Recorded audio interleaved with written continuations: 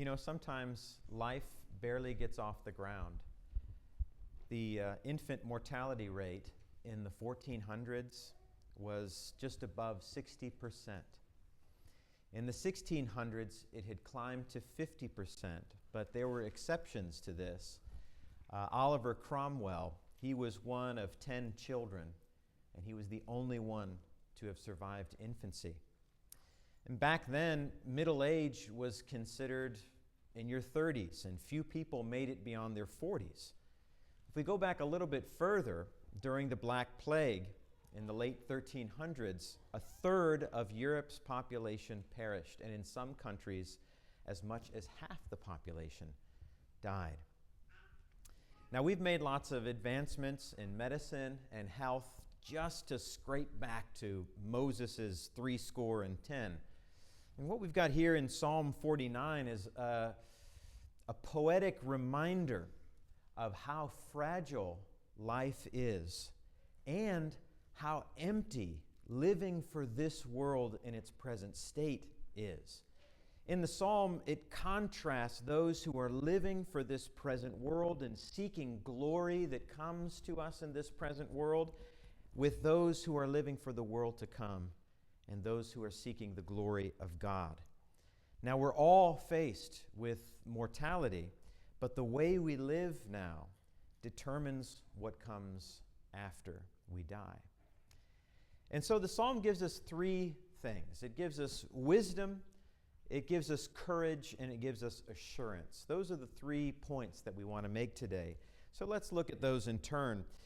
First of all, it gives us wisdom among the people. I think this will make sense when we read verses 1 to 4. Wisdom among the people.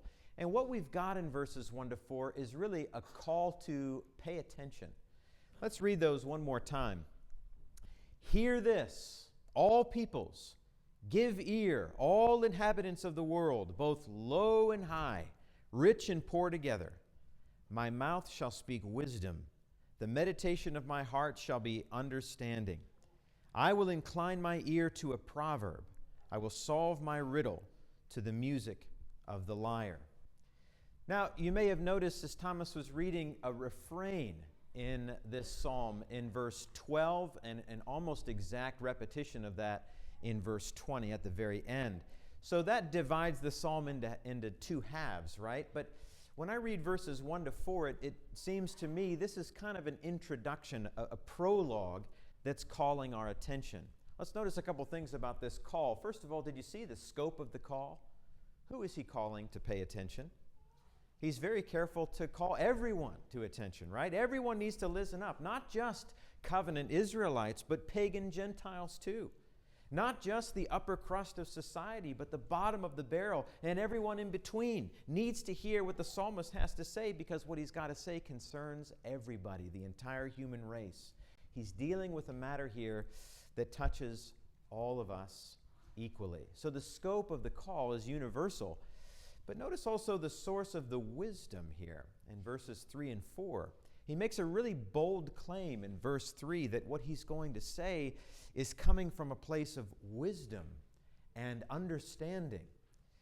But in verse 4, he tells us it's not his own wisdom, is it? He doesn't concoct this wisdom, but he has to incline his ear to receive the wisdom. And I think the implication here is that God is the one who gave this wisdom to the psalmist, who revealed it to him.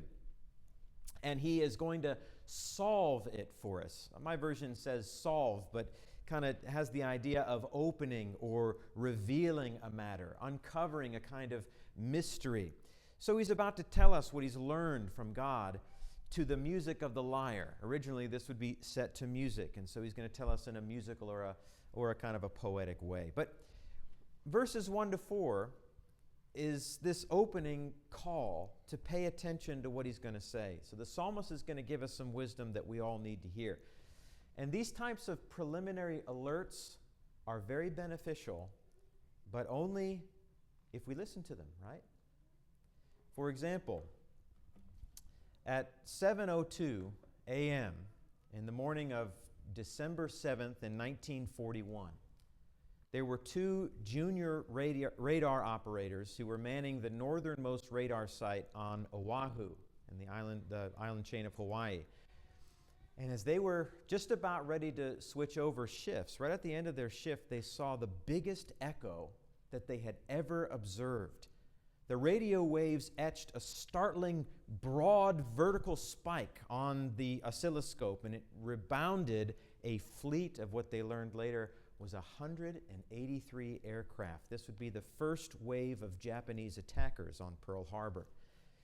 So they noted this, they transcribed it, and they reported this. They did their job to the Air Information Center at the south of the island at 7:15. They got the spike at 7:02. They reported it at 7:15, where the switchboard operator relayed the call to his superior officer, a man named Lieutenant Kermit Tyler. And what happened next could have changed things. Tyler assumed that fleet of aircraft was a flight of B-17s that was due that morning, and didn't investigate it. And 40 minutes later, the attack on Pearl Harbor began, and over 2,500 American lives were lost. Now, if you know some history about the attack on Pearl Harbor, I was kind of brushing up on it because I had forgotten a lot about this. This wasn't the only tactical warning that was leading up to the attack, but it could have made a difference had proper attention been paid to it. And the point I'm trying to make here is, don't read over this kind of stuff. The psalmist has spent 4 verses trying to tell you to open your ears, because what he has to say concerns you. Wisdom is not shaking our heads at past failures, but it's learning from them. It's listening to these warning signs. It's perking up our ears. And verses 1 to 4 is a blinking yellow sign reading, pay attention to verses 5 to 20, everyone. You need to hear this. So that's the first thing this psalm gives us, is wisdom among all the people. And the second thing this psalm gives us is courage among the powerful. What you've got in verses 5 to 13 is a common outcome. And basically, it's everyone dies. That's the common outcome. He opens with a thought-provoking question, which sets up the problem. Verse 5 and 6. First of all, you see the problem of the righteous. Verses 5 and 6. Why should I fear in times of trouble, when the iniquity of those who cheat me surrounds me? Those who trust in their wealth and boast of the abundance of their riches. So this is the puzzle. This is the riddle that the psalmist has solved, that faithful people will face times of trouble, that serving the Lord is not always easy. You're going to come up against problems in your life. Faithful people often find themselves surrounded by the sin and deception of those who trust in their wealth, those who boast of the abundance of their riches. So we often suffer at the hands of unscrupulous oppressors, is the idea. But the question in verse 5 is rhetorical, isn't it? Why should I fear these people? Why should people of faith fear these people? We have nothing to fear from the threats and the intimidations of the powerful, because their problem is actually a lot worse than our problem. The successes and the triumphs of the wealthy, powerful, oppressor people of the world, they don't last because they put their trust in things that are notoriously unstable, like wealth. Look at a couple of pages over in Proverbs chapter 23. Proverbs 23, verse 4 and 5, it says, "Do not toil to acquire wealth. Be discerning enough to desist. When your eyes light on it, it is gone, for suddenly it sprouts wings, flying like an eagle toward heaven." So we don't want to be tempted by the wealth of this world and put our trust in that wealth. Jesus tells us, don't store up for yourselves treasures on earth, where moth and rust destroy, where the thief can break in and steal. Rather, lay up for yourselves treasures in heaven. So, yes, do the righteous have problems? You bet they do. But they're not as bad as the problems of the wicked. which is what he goes on to outline here in verses 7 to 13. Look at verses 7 to 13. Truly, he is going to explain why we have nothing to fear from the righteous or the wicked oppressors. Truly, no man can ransom another or give to God the price of his life, for the ransom of their life is costly and can never suffice, that he should live on forever and never see the pit. For he sees that even the wise die, the fool and the stupid alike must perish and leave their wealth to others. Their graves are their homes forever, their dwelling places to all generations, though they called lands by their own names. Man in his pomp will not remain. He is like the beasts that perish. This is the path of those who have foolish confidence. Yet after them people approve of their boasts. So a couple of things here, just to break this down a little bit. Look at verses 7 and 9. You see that their wealth, it's so futile. It doesn't matter how much money you accumulate. It's not enough to keep you from the pit or the grave. You can't bribe your way out of death. The price is too high. Even the filthy rich can't afford it. Besides, what do we have to ransom our own lives with? It puts in mind that saying of Jesus, doesn't it, in the Gospels when he says, "What will it profit a man if he gains the whole world and yet loses his soul? What shall a man give in return for his soul?" We just don't have enough of anything to be able to ransom our own soul, let alone anyone else's. So their wealth is futile. It doesn't help them in the end. Second of all, their ambition is so irrational. Look at verses 10 and 11. At a rich man's funeral, someone asked, how much did he leave? You know, how much was the inheritance is the idea. But the answer is always the same, isn't it? He left everything. And the rich and the powerful of the world, in verse 10, they see this. They understand this. They know it. Everyone dies in the end. Doesn't matter if you're rich or poor, whether you're wise or stupid. And yet they go on obsessing about their legacy. You ever listen to rich people talk about their legacy? Right? Because they start to get old and they've sunk all of their trust into these things that don't really matter. And now they're trying to preserve their legacy. They're trying to perpetuate their name. And so they give to these big causes. And they think that their homes will last forever, their dwelling places to all generations. They even get lands, he says, named after him. Or maybe in our day, they get buildings named after them. But it doesn't work. They can't even keep their memory alive for very long. I'll give you an example. I went to college, and 4 years I passed the doors of Van Dusen Hall, and I didn't care who Van Dusen was. I still don't know who Van Dusen was, but some rich guy had his name plastered on that building. In the end, the only piece of real estate that they're going to get is their grave. So their ambition is so irrational. And then thirdly, their stupidity is so contagious. Look at verse 12 one more time. Man in his pomp will not remain.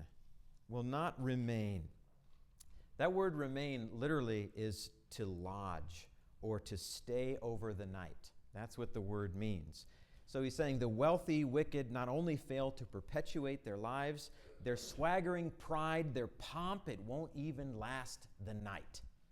It'll be gone the next day. They die just like old Bessie the cow in verse 12. But verse 13 gives another kind of sad note to this. It's bad enough for people to waste their lives trusting in their wealth, but it's worse that this kind of shallow worldview gains disciples. The philosophy that life is all about accumulating stuff and things, money, power, position, it has a kind of perverse afterlife. That people who are charmed by that kind of thing are duped into chasing after those things that don't last, with the result that this kind of worldly stupidity lives on. Isn't that sad? What a waste of a life to spend all of your energy focused on your career, focused on the accumulation of wealth, and not have anything else to show for it at the end. And the point here, of course, is that we know, as Christians, we ought to know the folly of going after worldly wealth and power and prestige. And if we know that, then we have nothing to fear from those who are living for this world, because we know the world is passing away along with its desires, but whoever does the will of God abides forever. And then it gives us a certain kind of pity, doesn't it, for people who have this very limited, shallow worldview. But it also fills us with courage when those very people might oppress us or persecute us or make life hard on us. You think about it. What gave John the Baptist the courage to call out Herod's immorality? I mean, who was this guy? Who was John the Baptist? He was poor. He lived in the desert. He ate bugs, and yet he can call the king to account? What got into Peter and John to tell off the Sanhedrin, the greatest court in Jerusalem, and standing up to these? They were just simple fishermen from the Galilee region. How could Jesus, a poor carpenter from Nazareth, claim that Pilate's power came from above? Just like the psalmist, they knew that the problems of the wicked are far worse than the problems of the righteous. The suffering the saints endure is as temporary as the money and the power that the wicked put their trust in. And we need that perspective to give us courage among the powerful. And then the last thing here that we see, verses 14 to 20, is we see it gives us assurance among the perishing. Verses 14 to 20 shows us the contrasting destination of the righteous and the wicked. So far in the psalm, up to verse 12 or 13, the psalmist has stressed the mortality of the wicked. Despite their wealth, despite their power, they perish like everyone else. But here, though the arrogant and the faithful alike will experience death, mortality is only a problem for the wicked. So he lays out an important distinction emerges between the destiny of the wicked and the righteous. Look first of all at the destiny of the wicked in verse 14. Like sheep, they are appointed for Sheol. Death shall be their shepherd, and the upright shall rule over them in the morning. Their form shall be consumed in Sheol, with no place to dwell. So you can see, despite all their attempts to prolong their life or immortalize their name and naming lands after them or having big fancy houses, the rich and the powerful are appointed to Sheol. That's the grave, the realm of the dead. Death will be their shepherd. What a stark contrast to the Lord is my shepherd. I shall not want. But not only will the wicked be conquered by death, who else will they be conquered by? Do you see that? They're going to be ruled by the upright, that is, the righteous, those who are living for the Lord. There's going to come a time when the tables will be completely turned. And that time, the psalmist says, is in the morning, in verse 14. The morning, if you just type morning throughout the Psalms, you'll see it's a metaphor, usually, for this time of deliverance, this time of vindication, after the dark night of trouble is over, when the tables are turned. And we who are the upright, we live in hope for that morning to come when the Son of Righteousness will rise with healing in its wings. And when that happens, it's the wicked who will be helpless, while the righteous will be victorious. It's the wicked who will undergo corruption and Sheol, while the righteous will enjoy salvation with God. It's very binary kind of language we're seeing in the Psalms. But it gives us assurance. So we see the destiny of the wicked is contrasted with the destiny of the righteous in verse 15. But God, you see the contrast? It's very much like Ephesians 2, right? But God will ransom my soul from the power of Sheol, for he will receive me. That's got to be one of the most beautiful verses in the Old Testament, especially in context. Note a couple of things about this, the destiny of the righteous. First of all, it's a personal assurance that we have. It's a personal assurance. He stresses the personal nature of our salvation. God will ransom my soul. He will receive me, whereas the corruption of the wicked in verse 14 is impersonal. It's their form or their body that's going to waste away in Sheol. The salvation of the righteous is personal. My soul, he will receive me. And instead of demanding a ransom for our life in verse 8, God pays the ransom price himself in verse 15. He does it personally, releasing us from the custody of death and into eternal life with him. There's a personal assurance that we have. You know, Paul could write about salvation that was offered to the whole world, and he often does that. But I like when he makes it personal in Galatians chapter 2 in verse 20, that he gave himself for me. That's why I give myself to him. Is your assurance and your salvation, is it personal, or is it just this faceless thing? Do you realize that God wants you personally, that he loves you personally? So it's a personal assurance, but it's also a simple assurance in verse 15. God will ransom my soul from the power of Sheol. He will receive me. The verb receive there, this is Enoch's word, I guess we could call it. Do you remember Enoch? There's a section of Scripture in the book of Genesis in chapter 5. It's a genealogy.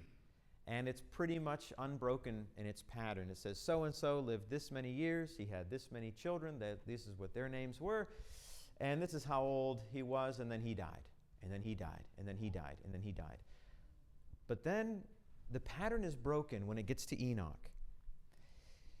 It says in Genesis 5, verse 24, Enoch walked with God. There was something different about Enoch. He walked with God, and he was not, for God took him. Where did God take Enoch? Well, to himself, I suppose. The same verb, receive or take, is used again of Elijah, who, like Enoch, didn't experience death himself, but was taken up to God in a whirlwind in 2 Kings chapter 2. So it's a little bit mysterious, but it's what the text says, that God will receive us. Another example of this is found in the Psalms, in Psalm 73. Would you turn over there with me? Psalm 73. You could see the same verb being used.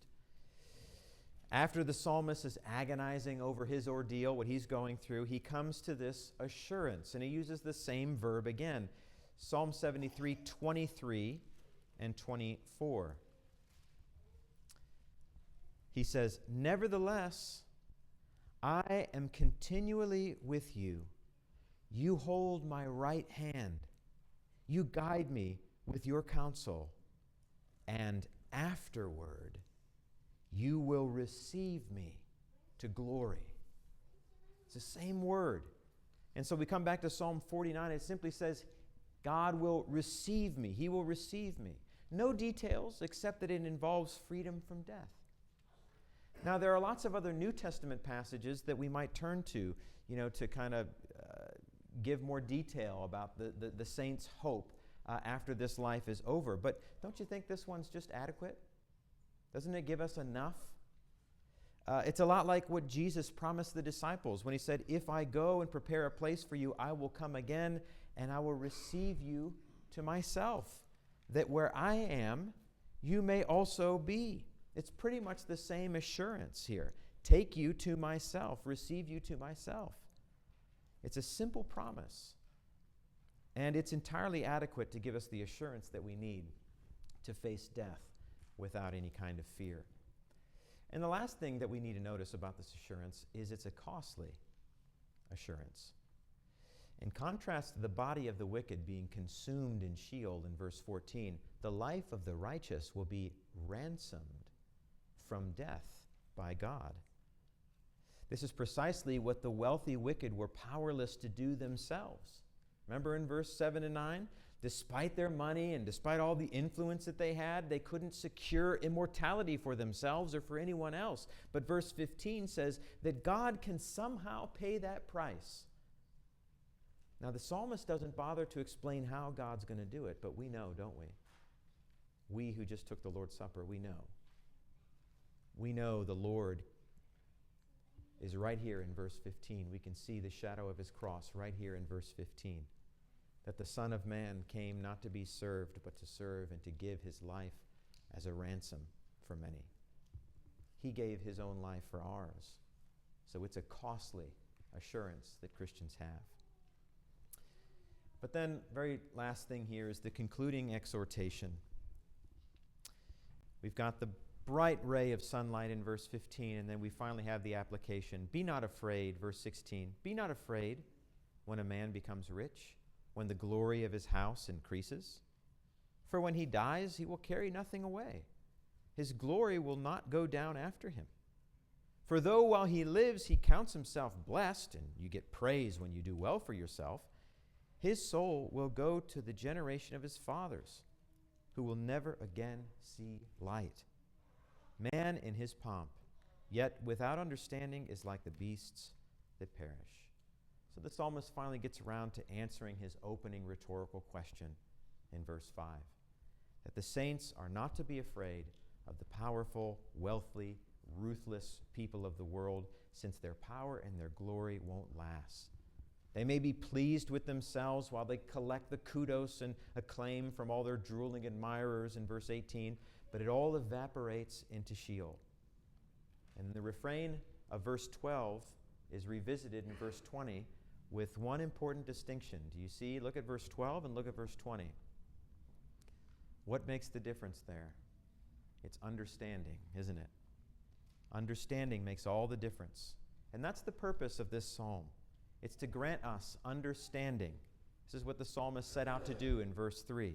It gives us understanding. It gives us wisdom among the people. It gives us courage among the powerful. It gives us assurance among the perishing. And so there are going to be times in life when we're serving the Lord and we're going to be confused. We're going to be baffled. Why do we endure so many difficulties while people who have no regard for God, who have no regard for Christ, seem to be getting along so well in their lives? Why do they get so much when we seem to get so little from an earthly point of view? Why do they seem so blessed with comfort and wealth and positions of influence while we keep getting kicked around? That's the riddle that Psalm 49 solves for us. God is going to distinguish between the faithful and the unfaithful when they die. So what are we to do? Pay attention to this wisdom, verses 1 to 4. Everyone's going to experience death, verses 5 to 12. But not everyone is going to go to the same place, verses 13 to 20. The rich and the powerful, they may experience brief triumph, but when the morning comes, the tables will turn, and they're going to suffer a total loss. Now, a couple of concluding thoughts here, guys. First of all, a word of comfort about faith. The psalm is, I think, supposed to encourage you and me to keep on serving the Lord and to keep our eyes up, right? To not be living for this world, to not be distracted by all the things that other people are giving their lives to, right? Don't be concerned with acquiring wealth. Don't be concerned with having this great reputation and building your career and having a legacy and all that stuff. That's not what you need to be concerned with. Be concerned with serving the Lord. That's the thing that matters the most. That's what's going to set you up for eternity. That's what you need to make your decisions based upon. But there's also a word of warning here about wealth. It warns us against the deception of wealth. Yes, saints are not to be afraid of the wicked wealthy, but we're also not to envy them. Desiring to be wealthy is dangerous. Paul warns Timothy about this in 1 Timothy in chapter 6, in verse 8. He says, if we have food and clothing, with these we will be content. But those who desire to be rich fall into temptation, into a snare, into many senseless and harmful desires that plunge people into ruin and destruction. For the love of money is a root of all kinds of evils. It is through this craving that some have wandered away from the faith and pierced themselves with many pangs. So we need to learn to be content with what we have and not to have that desire to have more and more and more. Now, possessing wealth is no crime, though. And we have to guard against the temptation, though, if you do possess wealth, not to trust in it for security. That was the problem in Psalm 49. It wasn't that they had wealth. It was the way they were abusing it and the way that they were entrusting in it. And so Paul, at the end of the book here, 1 Timothy chapter 6, verse 17 and 19, he has a word for wealthy Christians. He says, "As for the rich in this present age, charge them not to be haughty, nor to set their hopes on the uncertainty of riches, but on God, who richly provides us with everything to enjoy. They are to do good, to be rich in good works, to be generous and ready to share, thus storing up treasure for themselves as a good foundation for the future, so that they may take hold of that which is truly life." So in the end, think about the kids studied Lazarus and the rich man. Who would you rather be? Right? Of course, we'd rather be Lazarus in the end than the rich man. So to those who have less, learn to be content with what you have. Don't desire to have more. To those who have more, learn to be generous with what you have and don't trust in your money. Why? Because the morning is coming. Psalm 49. And we may endure darkness for a time, but we know the sun is eventually going to rise. Remember the Lord after the darkness of his crucifixion and his burial in the tomb. Very early, on the first day of the week, when the sun had risen, he rose from the dead. And we too will awake from the darkness of death to vindication and glory if we remain faithful to him. And so just a closing word from Psalm 17 and verse 15. "As for me, I shall behold your face in righteousness. When I awake, I shall be satisfied with your likeness." I hope you can all leave the worship service today with that courage, that wisdom, and that assurance of the righteous. However, if you don't have that confidence, if you don't have that assurance, and you need to make your life right with God, then we want to give that opportunity to you right now as we stand up and sing.